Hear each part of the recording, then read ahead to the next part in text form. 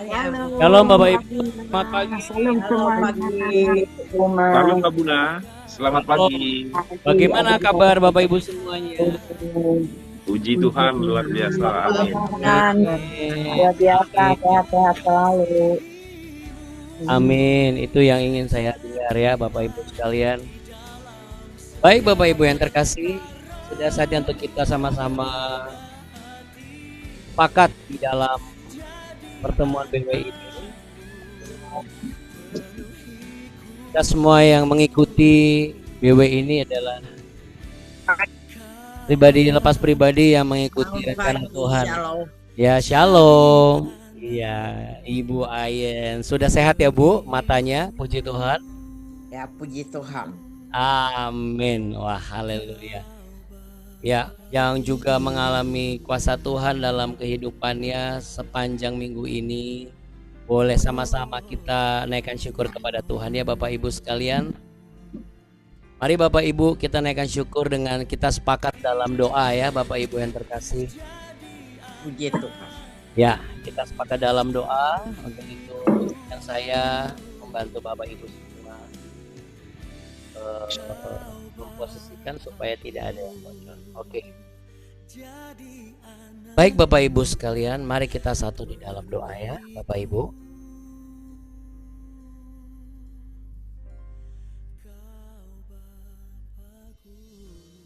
Iya. Kita mau sama-sama berdoa supaya ya, satu lagi baru mau masuk. Oke. Baik Bapak Ibu yang terkasih, kita sepakat pejamkan mata, arahkan hati kepada Tuhan, dan percayalah bahwa doa ini adalah doa orang benar, di mana Tuhan mendengar doa setiap orang benar dan Ia menjawabnya. Ia menerima Bapak Ibu dan saya datang di hadapan tahta kasih karunia-Nya yang kudus, sebab Ialah Bapa kita yang sangat baik. Untuk itu kita berdoa, Bapa kami yang ada di dalam sorga, dikuduskanlah namamu, datanglah kerajaan-Mu, jadilah kehendak-Mu di bumi seperti di sorga.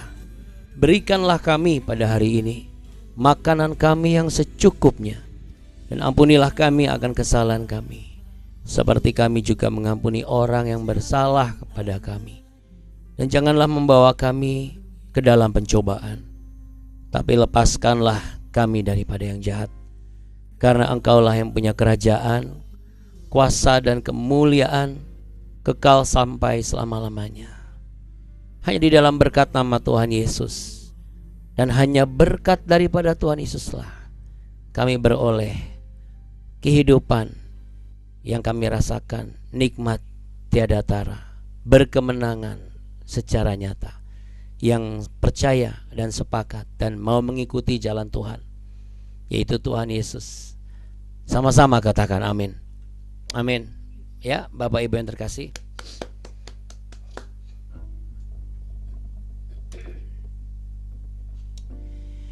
Baik Bapak Ibu sekalian, berikut pujian yang akan kita naikkan. Pujian ini menyatakan bahwa kehidupan kita ini tidak terlepas dari anugerah Tuhan. Ya. Kalau kita boleh menjalani kehidupan ini, kita boleh ada sampai saat ini, itu bukan karena kuat gagah kita, tetapi itu semua karena tuntunan Roh Tuhan. Sampai kepada kita dipertemukan Bapak Ibu dan kita dikumpulkan di BW ini bukan kuat gagah kita, tetapi ini adalah karena Roh Tuhan ada di dalam diri kita. Untuk itu Bapak Ibu yang terkasih, kita mau naikkan pujian ini sama-sama.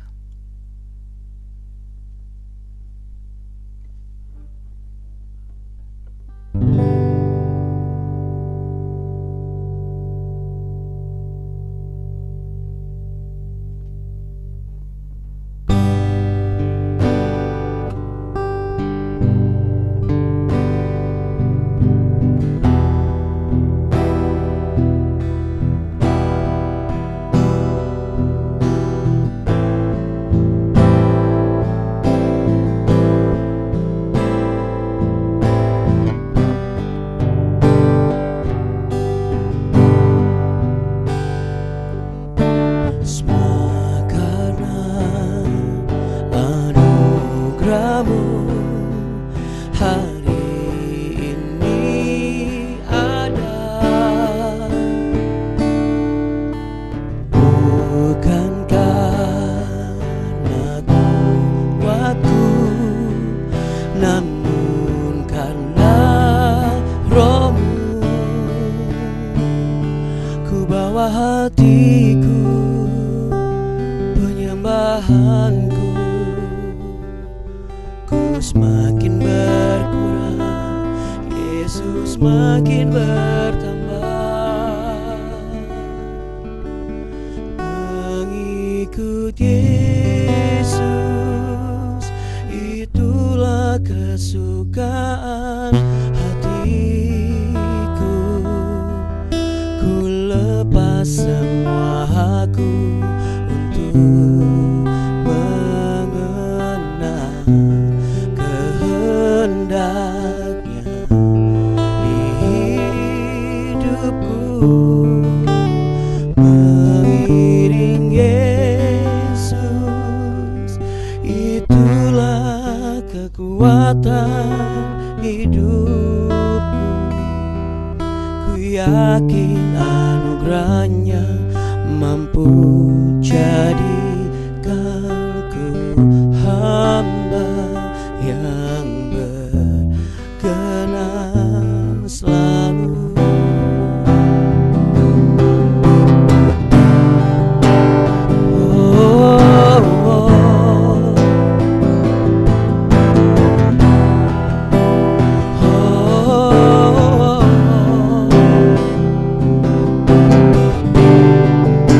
Mengikutmu Tuhan,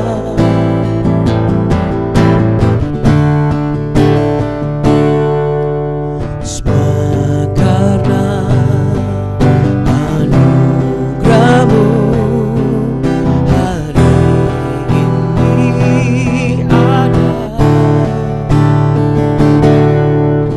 Bukan karena kuatku, namun karena Roh-Mu. Ku bawa hatiku, penyembahanku, ku semakin berkurang, Yesus makin bertambah. Mengikut Yesus, itulah kesukaan hatiku. Ku lepas semua aku untuk mengenal kehendaknya di hidupku.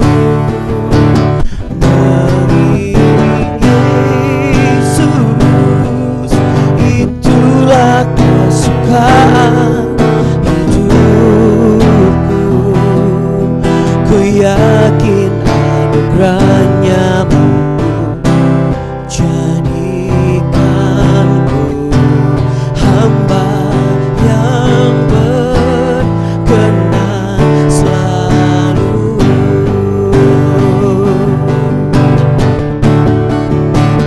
Mengikut Yesus, itulah kesukaan hatiku.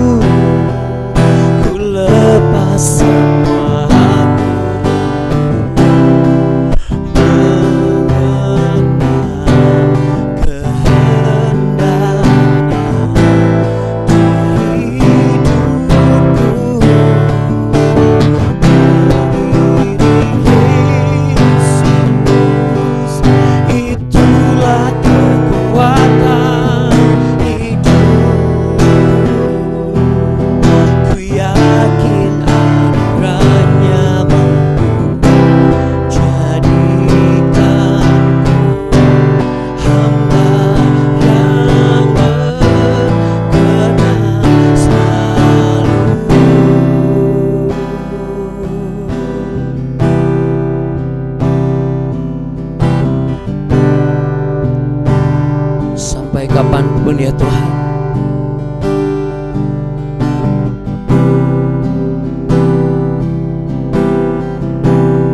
Janjiku adalah ku selalu mengikutimu, mengikuti rencanamu, mengikuti setiap kehendakmu, mengikuti setiap firman-firman-Mu Tuhan Yesus, mengikuti setiap jalan yang Kau sediakan di dalam hidupku Tuhan, mengikuti setiap proses yang Tuhan rencanakan dalam hidupku, membentuk aku menjadi pribadi yang sederhana, segambar dan serupa dengan Engkau Tuhan, taat dan setia sebagai orang percaya. Oh, haleluya.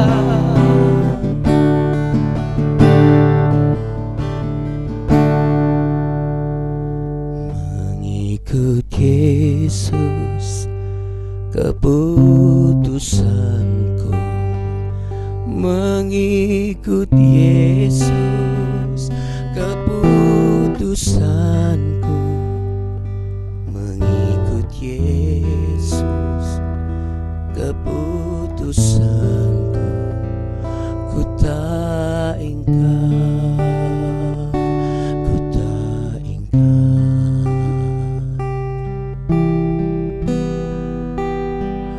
Salib di depan, duniaku tinggal. Salib di depan, duniaku tinggal. Salib di depan, duniaku tinggal. Ku tak ingkar, ku tak ingkar. Oh, mengikut Yesus, itulah kesukaan hatiku. Ku lepas semua aku untuk mengenal kehendaknya di hidupku. Mengiring Yesus, itulah kekuatan hidupku. Ku yakin anugerahnya mampu jadikanku hamba yang berkenan selalu.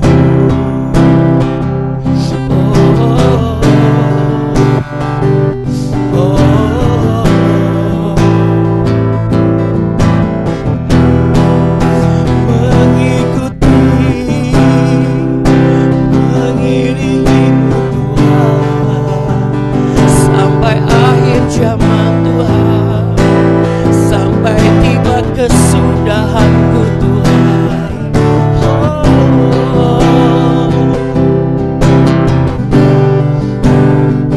Tidak ada yang bisa merintangiku untuk tetap berjalan bersamamu Tuhan Yesus.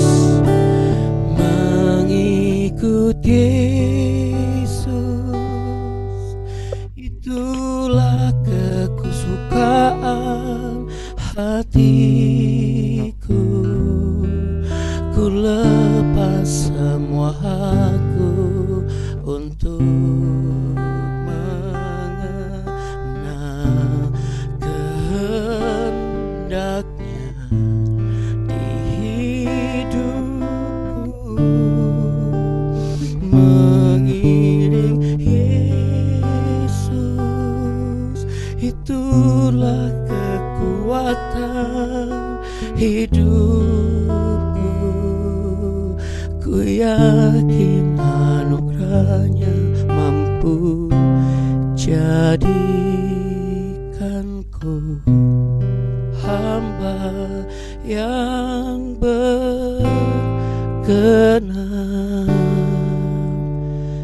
selalu.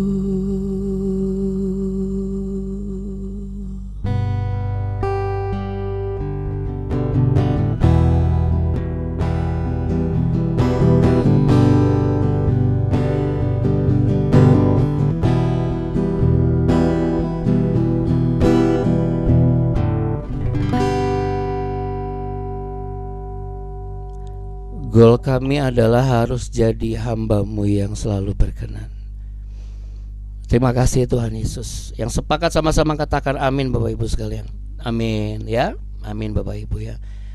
Anda dan saya harus jadi orang yang berkenan Bapak Ibu. Yuk taruh tangan di dada, sama-sama katakan, sampai kapanpun aku harus jadi orang yang berkenan. Berkenannya berkenan bukan dari sisi apa yang berkenan dia bagi kita ya Bapak Ibu sekalian, tapi berkenan bagi Tuhan ya. Tuhan yang sudah menyelamatkan, Tuhan yang sudah memberikan penghiburan, Tuhan yang sudah memberikan pertolongan, Tuhan yang sudah memberikan kekuatan, Tuhan yang selalu memberikan pemeliharaan, dan Tuhan yang selalu menyediakan apa saja yang kita butuhkan. Semuanya tepat pada waktunya. Amin Bapak Ibu. Amin ya Bapak Ibu sekalian. Jadi kalau Anda dan saya dikumpulkan, baru hari-hari ini Abuna dikumpulkan, nah, itu semua sesuai dengan waktunya Tuhan, tepat pada waktunya ya. Jadi jangan pernah takut dan khawatir kalau ada gonjang-ganjing sesuatu. Namun Tuhan memang menyuruh kita untuk ada di sana. Makanya Bapak Ibu yang terkasih, salah satu keuntungan menjadi orang yang berkenan itu adalah kita bukan hanya sekedar bisa membaca situasi, akan tetapi kita juga bisa membaca apa isi hati Tuhan. Ya, jadi ketika kita sudah masuk dalam tahapan pelayanan, lalu kemudian kita sudah masuk dalam fase merasakan kehadiran Tuhan secara pribadi, hadiratnya yang memberikan kita kekuatan yang baru, kesembuhan, penghiburan, damai sejahtera dan sukacita. Di luar daripada itu semua Bapak Ibu, sebenarnya yang terpenting, yang tidak kalah penting maksud saya adalah bagaimana kita mengenal hatinya Tuhan. Nah, itulah orang-orang yang berkenan Bapak Ibu. Orang-orang yang berkenan itu bukan orang-orang yang hanya sekedar hebat dipakai Tuhan atau dalam pelayanan saja dan diberkati dalam pekerjaan. Jadi kiranya apa yang saya sampaikan hari ini bisa menjadi perenungan Bapak Ibu semua dalam 2 hari ke depan ya, Sabtu dan Minggu. Ini menjadi wacana kita setiap hari. Karena kehidupan orang percaya itu gak cukup cuma sekedar menjadi orang yang beragama, yaitu agama Kristen. Karena ketika seseorang sudah menerima Yesus Kristus sebagai Tuhan dan Juru Selamat, either itu sejak dari dalam kandungan atau faktor turunan ataupun faktor tanjakan. Apa itu tanjakan Abuna? Iya, maksud saya adalah baru jadi Kristen baru-baru ini gitu loh. Itu tanjakan. Kalau turunan itu kan memang dari kecil keluarga semua sudah Kristen. Nah, jadi apapun itu faktornya, yang menjadi catatan kita setiap hari adalah sudah belum hari ini aku jadi orang yang berkenan ya bagi Tuhan. Nah, gitu. Nah, nanti dari situ kita proyeksikan ke kehidupan kita sehari-hari. Maaf ya Bapak Ibu, saya sambil taruh gitar. Jadi kita proyeksikan ke kehidupan sehari-hari. Kalau saya sudah jadi orang yang berkenan bagi Tuhan, nah sudah belum saya jadi suami yang berkenan bagi istri saya? Kan gitu kan. Lalu kemudian sudah belum saya jadi istri yang berkenan bagi suami saya, suami yang berkenan bagi istri saya, mertua yang berkenan bagi menantu saya. Lalu kemudian apa lagi? Menantu yang berkenan bagi mertua saya. Lalu apa lagi? Sudah belum ya saya jadi pelayan Tuhan yang berkenan bagi gembala saya? Jadi nanti para gembala pun juga demikian. Sudah belum ya saya jadi gembala yang berkenan bagi para pengerja yang Tuhan sandingkan sebagai satu tim dalam pekerjaan Tuhan?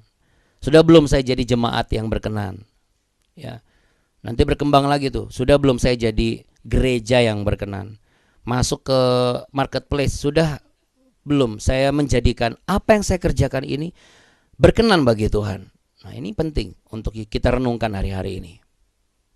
Ya.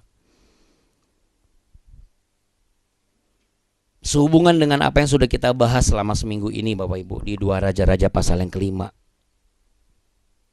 Dalam minggu ini kita itu ada beberapa kali mengulang dan lain sebagainya. Apakah hari ini kita juga akan mengulang? Bukan mengulang. Kita akan melanjutkan kok.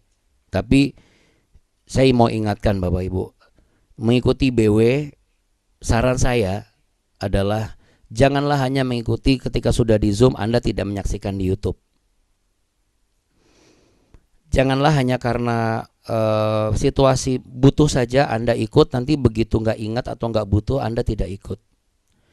Karena demikian juga apa yang dikehendaki oleh Roh Kudus ketika saudara dan saya mengikuti jalan Tuhan. Kalau memang BW ini membuat Anda bertumbuh, Anda harus akui saya bertumbuh Abuna. Kalau gitu setia. Jangan caplok sana caplok sini seperti yang kemarin sempat saya sampaikan. Nanti seperti suluh-suluh liar dan juga labu-labu liar. Tanpa Anda sadari, Anda bukan kenyang, Anda keracunan. Kalau memang jamnya yang Anda ikut di Zoom itu pas di BW, ikut aja BW dulu. Nanti Anda bisa ikuti jam yang lain di hamba Tuhan yang lain. Gak masalah. Tapi konsisten. Jangan sebagian nunggu lagi pada saat apa. Kenapa Abuna sampaikan ini? Karena disinilah kekuatan kita Bapak Ibu. Ini yang dikatakan sebagai kesatuan hati dan kesepakatan. Ini adalah yang dikatakan di mana yang kuat menopang yang lemah. Kebersamaan dalam kehidupan kekristenan seharusnya menjadi kehidupan yang saling menyatukan satu dengan yang lain dan menguatkan satu dengan yang lain. Apapun dimensinya, apakah itu dimensi keluarga ataupun komunitas yang sehat ataupun organisasi dalam gereja. Makanya Bapak Ibu sekalian, kita juga harus tahu kapan kita berlaku sebagai orang yang di dalam organisasi. Kapan juga kita harus berperilaku dan bersikap sebagai orang yang diangkat sebagai anak rohani. Sebagai sahabat iman di dalam satu pemikiran akan Kristus. Tapi kita juga harus tahu kapan di mana kita itu benar-benar bekerja dan dalam pekerjaan. Kita nggak bisa menyamaratakan sehingga akhirnya perilaku kita sembrono. Nggak menghormati hadirat Tuhan pada saat ibadah, kehidupan pelayanannya juga berantakan. Karena menganggap, ini kan udah seperti keluarga saya. Ini kan udah seperti sahabat saya, orang lama. Padahal konteksnya adalah dia sedang bekerja. Makanya ketika kita memiliki sahabat atau kakak atau adik kandung dan menjadi rekan dalam pekerjaan, kita harus profesional. Saat bekerja, engkau dan aku adalah rekan kerja. Makanya di dalam ibadah pun, di gereja pun, ini sebagai kesaksian ya Bapak Ibu. Kami terapkan anak-anak kayak Alden sama Talia. Manggil saya tidak ada papa mama. Karena apa? Karena mereka, sekalipun anak kami sebagai anak gembala, tapi mereka kan berinteraksi dengan teman-teman mereka. Mencegah supaya yang bersangkutan tidak merasa superior. Juga mencegah supaya tidak ada penilaian yang sepihak. Apa maksudnya? Anak pendeta lihat kelakuannya. Nah, jadi daripada dia panggil saya papa mama, walaupun kadang-kadang suka lupa, saya selalu bilang, kita lagi di mana? Kita harus profesional. Karena kami pun memperlakukan dan menegur satu sama semua. Kami tegur satu, yang lain kami tegur. Kami keras dengan yang satu, yang lain kami keras. Cuman bedanya kami kerasnya nggak marah-marah gitu. Hanya memang setiap orang kesulitan apa? Mengadaptasi. Ini yang akan menjadi perenungan hari ini setelah saya baca di perikop yang baru. Beradaptasi itu ternyata hal yang sulit. Dan itu harus ada dalam kehidupan orang percaya. Supaya ketika dia di keluarga, dia harus bersikap sebagaimana di keluarga. Ketika dia di pelayanan, dia harus bersikap sebagaimana di pelayanan. Bagaimana dia memanggil suaminya dan istrinya, jangan nggak bisa panggil yang nggak bisa. Orang di gereja kok, di organisasi, di perusahaan.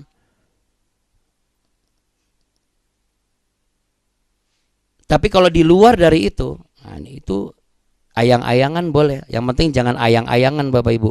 Kalau ayang-ayangan nanti bolak-balik ke kamar mandi ya. Ya. Kita langsung masuk ke 2 Raja-Raja pasal yang ke-6.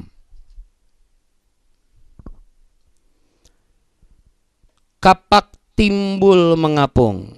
Iya. Kapak timbul mengapung. Pada suatu hari berkatalah rombongan Nabi kepada Elisa, "Cobalah lihat tempat tinggal kami di dekatmu ini adalah terlalu sesak bagi kami.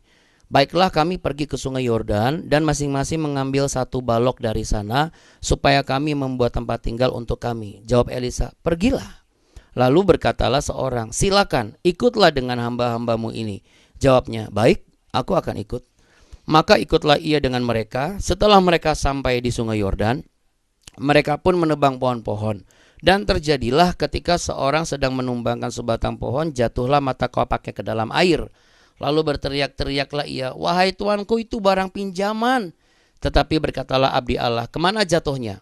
Lalu orang itu menunjukkan tempat itu kepadanya. Kemudian Elisa memotong sepotong kayu lalu dilemparkannya ke situ, ke sana.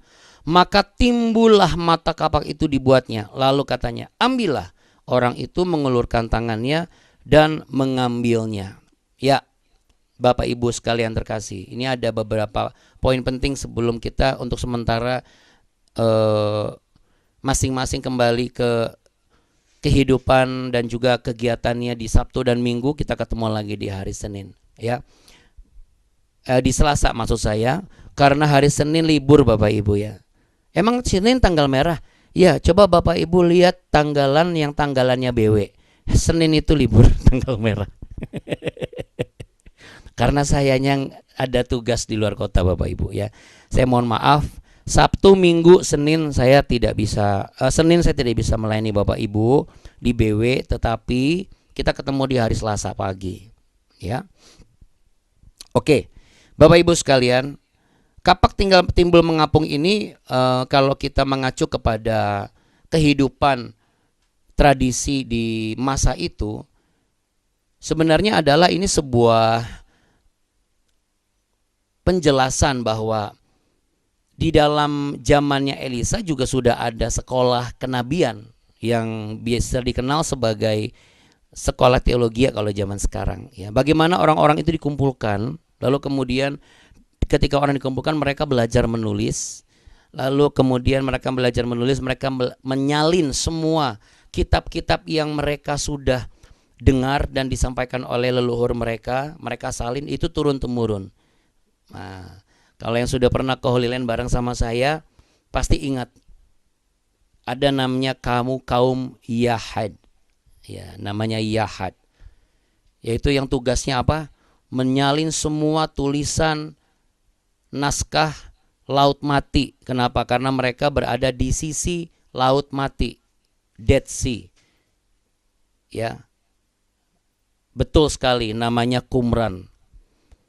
Tempat di mana ditemukannya semua bukti-bukti, catatan-catatan dan tulisan-tulisan isi Alkitab, khususnya Perjanjian Lama. Itulah sebabnya the one and only, satu-satunya kitab yang asli 100% yang diturunkan turun-temurun loh. Nggak cuma asal bicara. Itu sudah ditemukan buktinya. Bahkan sampai hari ini terus dilakukan penggalian, yaitu di Qumran. adalah apa? Kitab suci atau Alkitab. Karena adanya nabi-nabi ini, orang-orang yang dikhususkan dan dikumpulkan. Dan ini berlaku sampai zaman Yesus nanti. Ya. Kalau yang di Qumran itu kan tulisan semua kitab-kitab termasuk raja-raja, karena mereka menulis di perjanjian baru atau menulis di zamannya Yesus Kristus, zaman ketika Allah inkarnasi jadi manusia. Gitu. Ya. Jadi Bapak Ibu sekalian, di zaman dulu tuh sudah ada kumpulan.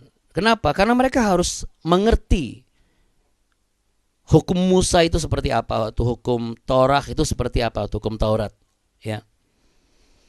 Yang tertulis di perjanjian lama. Yang akhirnya disempurnakan dan diperlengkapi, digenapi ketika Allah inkarnasi jadi manusia.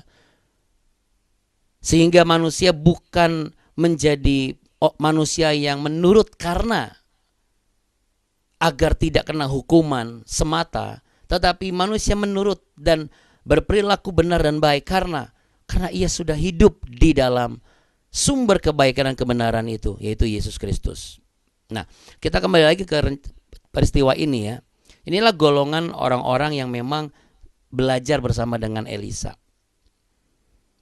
Kita bisa perhatikan di sini, dari kalimat demi kalimat, kata demi kata, ini ada satu hubungan yang dekat. Ya. Dan hubungan kedekatan itu disematkan dalam SOP atau Standard Operating Procedure. Yaitu apa? Bagaimana mereka mereka melaporkan sebelum mereka bertindak. Makanya anak-anak kami itu berkali-kali memang, ya sama seperti di Ulangan pasal 6 kan.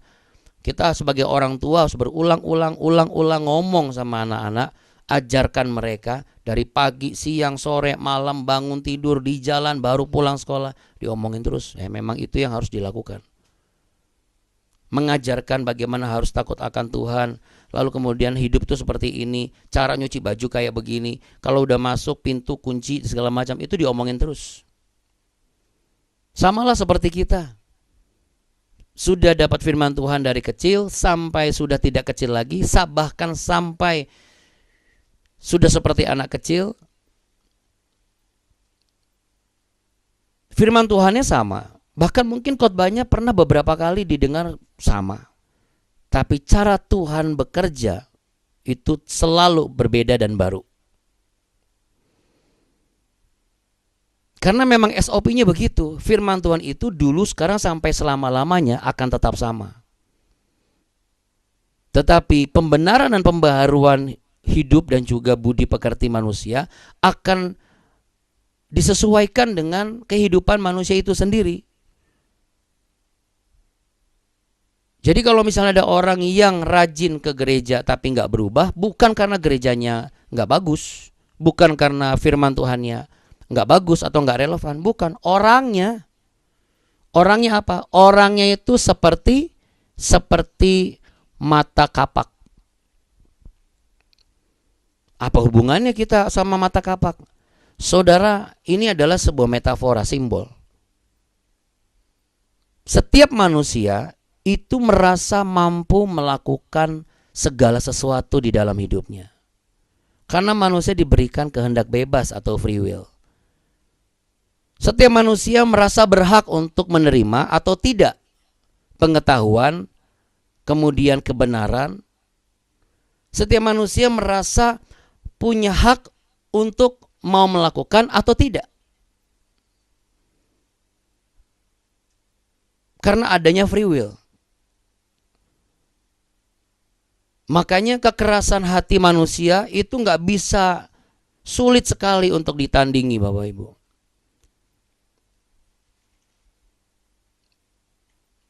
Sampai orang Jawa bilang atos watak karo watu, kalau kata Oma Leli. Lebih keras watak daripada batu. Jadi saya bayangkan watak ketemu sama batu, batunya yang pecah atau batunya yang melenting gitu ya sama watak kita. Lalu udah diomongin berkali-kali, sudah sadar berkali-kali, tapi tetap aja jatuh kan. Tapi lihat Bapak Ibu, Elisa datang, lalu kemudian dia melempar kayu itu ke sana, ya. Lalu mata kapak itu timbul. Air tempat di mana kapak ini jatuh itu bicara mengenai dimensi kehidupan kita. Kita ini sampai sekarang tenggelam dalam apa? Keserakahan kekayaan, kerakusan nafsu, apalagi kekerasan hati, atau kesombongan diri.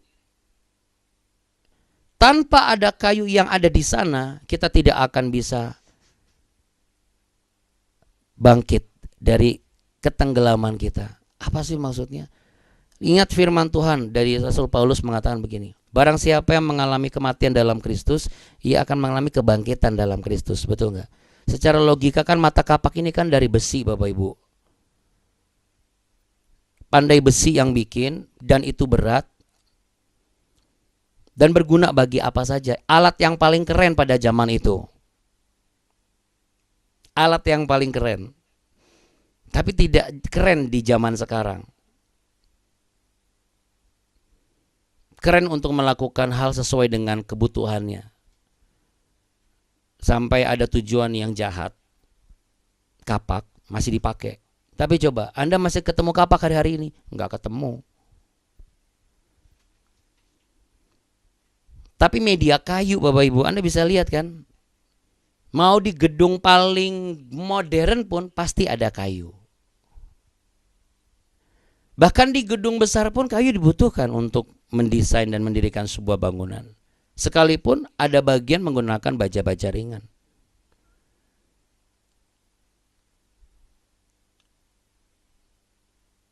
Tetapi kayu itu juga berbahaya kalau kita tidak pelihara. Karena bisa apa, Bapak Ibu? Bisa kena rahasia. Oh, kok rahasia? Rayap ya, Bapak Ibu ya. Bukan rahasia, kena rayap. Kalau kita tidak menjaga kesetiaan kita di dalam mengikuti salib Kristus, maka rayap-rayap dunia ini siap menggerogoti kedagingan kita, kerohanian kita. Rayap-rayap kedagingan kita itu siap menggerogoti kerohanian kita. Jadi kayu itu satu simbol, sebuah metafora, itulah salib Kristus yang diterjunkan ke dalam dimensi kehidupan manusia, yaitu dunia ini, supaya setiap manusia yang wataknya keras, yang tenggelam dalam dosa, yang sudah tidak punya pengharapan, dia bisa muncul kembali. Dan akhirnya apa? Berguna bagi pekerjaan. Makanya kehidupan saya dulu sama sekarang beda. Setiap hari saya pun mengakui, dulu bahkan katakanlah sebulan yang lalu, tahun lalu deh, saya nggak kayak begini loh. Maksudnya nggak begini tuh gini, cara saya menghadapi persoalan dan juga masalah jauh berbeda dengan tahun lalu lah. Paling gampang adalah sebelum COVID dan sesudah COVID. Atau paling gampang lagi, sebelum menikah dan sesudah menikah. Karena memang seperti itu, setiap orang ketika ada dimensi baru dalam kehidupan dia, tanpa ada salib Kristus, dia tidak akan mungkin bisa untuk membuat dirinya bermanfaat secara maksimal bagi orang lain. Nah, kalau kita perhatikan dalam pelayanan dan juga pekerjaan di marketplace, Bapak Ibu, catatan hari ini, sekalipun Anda dekat banget sama gembala Anda dan juga sekalipun Anda dekat banget sama atasan Anda, udah kayak saudara, udah kayak kakak sendiri, bahkan udah kayak adik sendiri, saya ingatkan Bapak Ibu, ketika Anda sedang di dalam lingkungan ruang ibadah, ruang kantor, Anda harus berperilaku dan bersikap sebagaimana SOP-nya. Anda jangan tenggelam dalam pengertian bahwa saya dekat banget sama orang ini, sehingga membuat kita menjadi orang-orang yang tidak tahu aturan. Makanya jadi hamba Tuhan ada dua. Ini satu guyonan ya. Saya juga baru ngeh ketika ngobrol sesama hamba Tuhan. Wah, ini Pastor Andi sebelum sekolah, Pastor Andi itu hamba Tuhan keluar kejadian.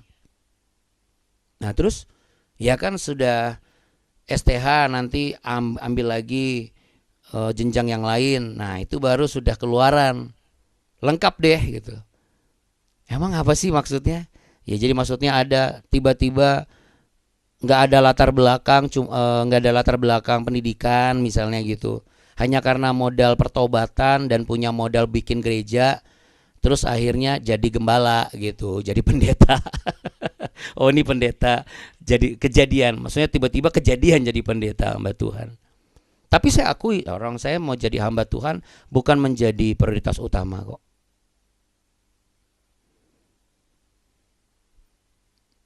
Tapi kalau memang Tuhan izinkan saya tiba-tiba jadi hamba Tuhan, saya harus perlengkapi diri saya. Makanya saya sekolah teologi.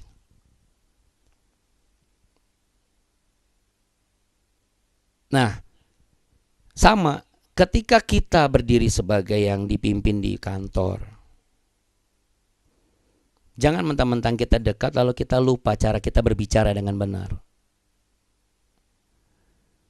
Jangan mentang-mentang dekat kita lupa cara berkomunikasi yang baik dengan gembala kita. Kita main sembarangan kalau ngomong. Kalau guyon asal ngeplos, bercanda juga kurang ajar. Tidak ada sopan santun, tidak menaruh hormat, tidak ada rasa segan. Oh itu salah gembalanya? Bukan, itu salah didikannya. Siapa itu? Orang tuanya pasti. Makanya Bapak Ibu, saya mengakui jadi orang tua itu makin kompleks, makin rumit. Tapi saya melihat hubungan Elisa dengan para anak-anak didiknya ini sesuai dengan porsinya. Ketika mereka mengatakan mau membangun karena ini udah mulai sesak, Elisa mendengar lalu diizinkan. Jadi tidak sekonyong-konyong karena mereka ini mampu membangun, langsung mereka bangun, ya. Jadi Bapak Ibu sekalian, nilai-nilai yang harus diterapkan apa sih yang nyata? Sekalipun dekat sama bosnya atau gembalanya, apa-apa itu ngomong. Sekalipun kita mampu untuk melakukannya, karena kita tahu bos dan gembala kita nggak mampu melakukannya. Sekalipun kita mampu melakukannya, karena kita tahu istri atau suami kita nggak mampu melakukannya. Sekalipun kita tahu kita mampu melakukannya, karena kita tahu tidak ada yang bisa melakukan ini kalau bukan saya. Tapi tetap layaknya istri ngomong sama suami, layaknya pelayan yang ngomong sama gembala, karyawan ngomong sama atasan.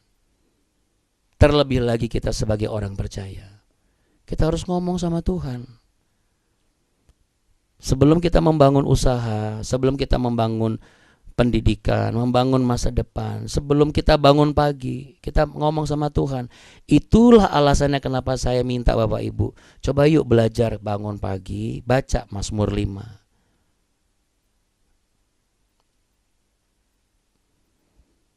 Karena apa Bapak Ibu? Karena disitulah kita tuh sedang dididik supaya saudara dan saya bukan tiba-tiba jadi orang Kristen, tapi Anda benar-benar Kristen yang tidak hanya kejadian karena dari kecil, atau Kristen karena kejadian karena Anda bertobat. Cuma sampai di situ saja, habis itu udah mentok di situ. Tapi Anda harus keluar. Keluaran apa? Saya masa sekolah teologi ya? Bukan. Keluar sebagai seorang pemenang. Setiap hari. Supaya hari-harimu menang, menang, menang, menang, menang. Yang disebut sebagai hari yang berkemenangan. Apa yang harus dilakukan? Izinkan salib itu, kayu itu, sampai di sana. Di mana? Di tempat saudara saat ini berada. Dengan pergumulanmu, dengan sakit penyakitmu, dengan masalahmu, dengan air matamu. Dan kita sudah tenggelam di dalam kesedihan dan kemarahan kita. Namun karena kita tahu kita nggak bisa hidup dalam kemarahan, kita coba tutupi menggunakan sesuatu yang yang penting nggak kelihatan. Tapi kita sama seperti mata kapak tadi, udah makin tenggelam. Sedangkan kita ini orang-orang pinjaman Bapak Ibu. Kita kan meminjam hidup ini. Suatu saat roh kita ini akan kembali loh kepada yang punya. Jadi jangan lupa Bapak Ibu, perusahaan yang kita punya itu kita pinjam loh. Dari mana? Dari sepasang tangan yang mengizinkan untuk memberkati dan membuka pekerjaan ini. Jadi jangan pernah sesekali mulut kita mengatakan apa artinya pekerjaan ini, apa artinya perusahaan ini, sehingga kita lupa. Kita udah tenggelam dalam kekecewaan dan kita tenggelam dalam kemarahan. Kita lupa bahwa kita ini jadi mata kapak dan berguna bagi orang lain, berguna bagi rumah tangga, bukan karena kita mengikuti jalan Kristus. Rohnya yang hidup yang menuntun saudara dan saya memberi hikmat di masa-masa saudara dan saya itu lagi butuh dan berkekurangan. Jadi jangan pernah ada di antara kita ya, khususnya yang di BW, merasa ya terserah saya dong. Nggak bisa Bapak Ibu, nggak bisa. Anda makin tenggelam nanti. Untuk itu Bapak Ibu yang terkasih, mari kita belajar berbenah diri. Kita belajar membatasi diri sesuai dengan koridor dan ketentuan yang berlaku. SOP-nya seperti apa?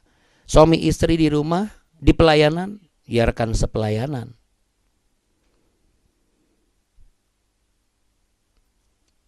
Supaya ketika di dalam ruang ibadah kita benar-benar profesional. Supaya kita di dalam ruang kantor dan ruang meeting kita enak dilihat.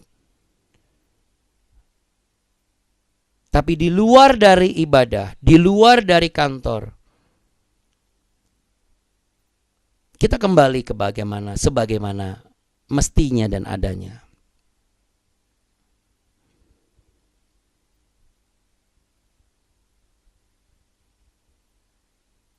Ya, Bapak Ibu yang terkasih.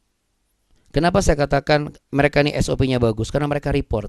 Hari-hari ini banyak orang yang gak suka report Bapak Ibu. Kalau yang ngangguk-ngangguk pasti itu benar. Iya benar tuh, kayak staff saya itu. Kayak helper saya ini. Ngambil sayur 3 kilo kok gak ngomong-ngomong, tiba-tiba langsung bilang, "Bu, maaf ya saya pakai uangnya ibu nih. Saya pakai uang gaji saya Bu, nanti ibu ganti ya." Padahal gak ngomong, saya gak nitip minta labu. Gara-gara apa? Habis lagi ngetren labu Bu. Saya pikir labu Bu. Jadi makanya saya beli 3 kilo labu nih Bu. Ini kan 3 kilo labu Bu. Padahal kan itu boneka yang dari entah berantah. Ya, jadi Bapak Ibu sekalian, yuk kita jadi orang yang tahu report, tahu menjalankan SOP. SOP-nya orang percaya apa sih? Bangun pagi, baca Alkitab, berdoa, merenungkan kebaikan Tuhan, lalu mengucap syukur, bergegas mandi, bersiap untuk bekerja, melibatkan kuasa Tuhan setiap hari dalam pekerjaannya, keluar sebagai orang yang siap untuk menaklukkan kehidupan ini, pulang sebagai orang yang sudah mengecap kemenangan, supaya orang-orang di dalam kehidupan kita adalah orang-orang yang dikumpulkan sebagai pemenang-pemenang di kehidupan mereka, pemenang-pemenang di sekolah mereka, pemenang-pemenang di kampus-kampusnya, pemenang-pemenang dari pekerjaannya, pemenang-pemenang dari carut-marut macetnya di jalan. Sehingga ketika sampai di rumah malam bisa makan bersama-sama, lalu kemudian bisa berdoa bersama-sama, besoknya lagi berkumpul kembali dan lakukan hal yang sama namun dengan intensitas yang berbeda dan eskalasi yang berbeda. Sebab apa? Ketika kita menang sekali, musuh kita sedang menyiapkan strategi 2 kali lipat dari kekalahannya untuk menaklukkan kita. Kalau kita tidak mempersiapkan diri secara matang, bagaimana kita bisa berkemenangan setiap hari? Harapan kita adalah izinkan salib itu ada di sana. Di mana Bapak Ibu? Pejamkan mata, taruh tangan di dada. Izinkan salib Kristus ada di hatimu setiap hari. Firman itu yang tertulis di kitab suci engkau baca, engkau renungkan dan tersimpan di hatimu setiap hari. Supaya engkau mampu kembali menjadi mata kapak yang berguna untuk pekerjaan, membangun rumah, supaya setiap orang yang sudah tenggelam dalam kemarahan, kemunafikan, semua dalam kebohongan, kejahatan akan dinaikkan. Timbul sebagai seorang pemenang, bahkan lebih daripada pemenang, sebab ia berkarya dan bermanfaat bagi orang-orang di sekitarnya, bagi masa depan. Mungkin orang melihat kita tidak lebih seperti mata kapak. Apa sih gunanya? Tetapi Bapak Ibu, seiring berjalan dengan waktu, sekalipun mata kapak itu tidak setiap saat terlihat di zaman sekarang yang serba canggih ini, tetapi ada kalanya kapak itu boleh berguna, mata kapak itu boleh berguna, yang terikat erat dengan gagang kayunya untuk melakukan sesuatu karena di saat itu dibutuhkan. Percayalah Bapak Ibu, kalau Anda dan saya mungkin belum sampai promosi, percayalah, sekalipun sampai hari ini Anda masih terlihat gak penting, tapi nanti akan ada waktunya Anda dan saya itu akan sangat dibutuhkan, karena Anda itu sangat penting dan berharga di mata Tuhan. Jadi jangan pernah mundur dari jalan yang Tuhan sudah sediakan. Ikuti semua arahan firman-Nya, ikuti rencananya. Saya juga berdoa, Abuni pasti akan keluar sebagai pemenang, menang dari segala kelemahan tubuhnya. Tidak hanya Abuni, tapi juga saya dan Anda semua. Setiap hari orang percaya harus hidup dalam setiap persoalan. Karena di balik persoalan itu ada tugas, yaitu kemenangan yang harus diraih. Disitulah nama Tuhan dipermuliakan, karena hidup kita berkemenangan hari lepas hari. Kiranya berkat Allah akan membuatmu berkemenangan hari lepas hari. Sekalipun kita tidak bertemu untuk sementara sampai hari ketiga di hari Senin, tetapi hari Sabtu, Minggu, dan Senin, rajutlah hubungan pribadimu dengan Tuhan. Kerjakan sebagaimana yang biasa engkau kerjakan. Bangunlah pagi-pagi. Jadikan kitab suci itu sebagai mediamu untuk berkomunikasi dengan Roh Allah. Dan pakai apa yang bisa menjadi mediamu untuk menuntun. Fasilitas di YouTube untuk menuntunmu. Dan engkau ikuti dengan sikap yang benar-benar datang di hadapannya. Maka apa yang engkau butuhkan Allah sudah sediakan. Dan kita akan bertemu di hari Selasa dengan kemenangan yang sudah kita raih bersama. Terimalah berkat damai sejahtera cinta kasih Tuhan di dalam nama Yesus Kristus. Ketika engkau keluar dan masuk, engkau pergi dan datang, bertemu dengan saudaramu, keluargamu, pasangan hidupmu, anak-anakmu, keturunanmu, apa yang kau kerjakan, pekerjaanmu, pelayananmu, semuanya diberkati dan berhasil. Sebab kitalah orang-orang yang menjalani segala hal sesuai dengan SOP-nya. Ada kalanya kita menjadi suami istri, ada kalanya kita menjadi orang-orang yang terkait, tapi ada kalanya kita sebagai pekerja di ladang Tuhan. Inilah yang akan menerima berkat yang sudah saya sampaikan hari ini. Karena Roh Kudus bekerja dan Allah berkenan. Sebab Tuhan Yesus, Dia berkenan memberkati engkau Bapak Ibu. Berlimpah-limpah-limpah. Tuhan Yesus menyinarimu dengan wajahnya dan memberimu kasih karunia. Jangan pernah sekalipun engkau menjauhkan pandanganmu daripada Tuhan Yesus. Tuhan Yesus menghadapkan wajahnya kepadamu untuk memberimu sukacita, pengharapan dan kekuatan, agar hari lepas hari kita keluar sebagai pemenang, bahkan lebih dari pemenang. Hidup kita berkemenangan sampai kita bertemu kembali di dalam waktu yang sudah Tuhan tentukan. Hiduplah bersama berkat Tuhan dan jadilah berkat bagi kemuliaan nama Tuhan. Dalam nama Tuhan Yesus Kristus, haleluya. Sama-sama katakan amin. Baik Bapak Ibu sekalian, puji Tuhan ya Bapak Ibu. Amin. Amin. Kasih ya Bunda. Sama Bapak Ibu ya. Terima kasih. Sebelum kita berkurang satu dengan yang lain, coba kita arahkan jempolnya ke arah kamera. Kita katakan sama-sama, tetap tabah dan setia saudaraku. 1, 2, 3. Tetap tabah dan setia saudaraku. Taat melakukan firman Tuhan Menjadi pelaku firman setiap hari. Jangan lupa kasih like setiap nonton BW. Dan subscribe ya, iyalah ya. Karena kita punya Tuhan yang apa Bapak Ibu? Baik. Sangat baik, amat baik, selalu baik. Namanya baik, namanya Yesus Kristus. Dadah semuanya. Baik, Terima kasih ya Muna. Terima kasih ya Bunda. Tuhan Terima berkati kasih ya. Bapak Ibu semua. Amin. Terima kasih Bunda. Bumi Tuhan berkati. Ya, rapat-rapat Natalnya boleh tapi jangan kecapean ya. Latihan Natalnya boleh tapi jangan lupa istirahat. Amin Bapak Ibu. Amin. Terus kata Bapak Ibu gini, boro-boro kita belum rapat, baru rapat doang nih Abuna. Ya nggak apa-apa, yang penting kita nanti dirapatkan sama Tuhan Yesus sendiri. Kudus akan dikasih ide-ide kreatif. Oke ya Bapak Ibu sekalian, saya dan Abuni mengucapkan terima kasih banyak loh dan selamat berakhir pekan.